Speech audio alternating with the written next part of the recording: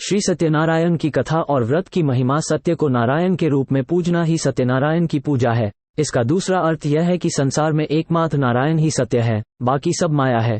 सत्य में ही सारा जगत समाया हुआ है। सत्य के सहारे ही शेष भगवान पृथ्वी को धारण करते हैं।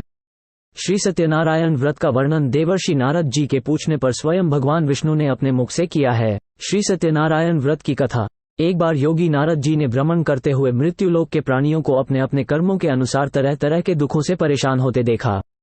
इससे उनका संहृदय द्रवित हो उठा और वे वीणा बजाते हुए अपने परम आराध्य भगवान श्रीहरि की शरण में हरि कीर्तन करते क्षीरसागर पहुंच गए और स्तुतिपूर्वक बोले, हे नाथ, यदि आप मेरे ऊपर प्रसन्न हैं तो मृत्युलोक के प्राणियों की व्यथा हरने वाला कोई छोटा सा उपाय बताने की कृपा करें। तब भगवान ने कहा, हे वत्स, तुमने विश्व कल्याण की भावना से बहुत सुंदर प्रश्न किया है, अतः तुम्हें साधुवाद है। आज मैं तुम्हें ऐसा व्रत बताता हूँ जो स्वर्ग में भी दुर्लभ है और महान पुण्यदायक है तथा मोह के बंधन को काट देने वाला है, और वह है श्री सत्यनारायण व्रत।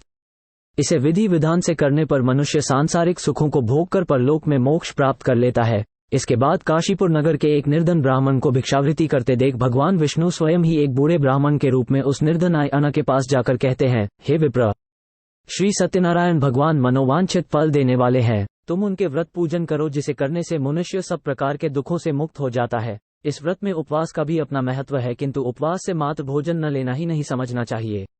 उपवास के समय हृदय में ये धारणा होनी चाहिए कि आज श्री सत्यनारायण भगवान हमारे पास ही विराजमान है। अतः अंदर व बाहर शुचिता बनाए रखनी चाहिए और श्रद्धा विश्वासपूर्वक भगवान का पूजन कर उनकी मंगलमयी कथा का श्रवण करना चाहिए।